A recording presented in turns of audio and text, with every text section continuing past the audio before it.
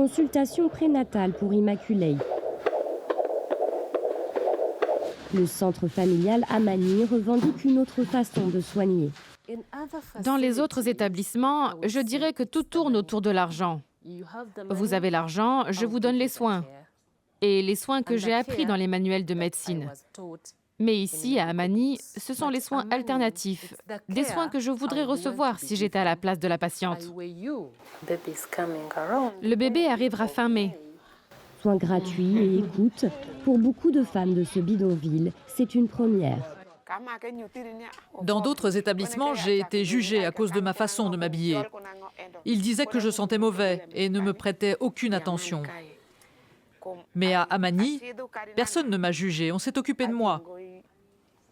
Même si tu n'es pas enceinte, ils prennent quand même soin de toi. Jugement, humiliation et même extorsion, ces expériences éloignent parfois les femmes du système de soins. C'est de ce constat qu'est né le centre. Vous vivez avec votre mari? Il vous traite bien? Si on ne connaît pas chaque patiente personnellement, on ne peut pas la soigner correctement.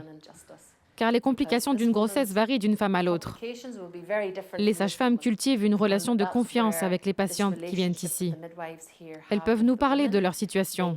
Est-ce qu'elles ont été violées? Est-ce que leur mari les bat? Connaître les femmes et les réalités dans lesquelles elles vivent, une approche encore rare. De leur côté, les autorités assurent investir pour améliorer la prise en charge de toutes les futures mères. Au cours des 5 dernières années, nous avons réussi à construire et rendre fonctionnels plus de 500 établissements de santé, améliorer la qualité des soins, former notre personnel de santé et aussi augmenter légèrement les effectifs. En 5 ans, la mortalité maternelle a effectivement reculé de 44% dans le pays. Mais pour les femmes les plus vulnérables, c'est l'accès à la dignité qui demeure un défi.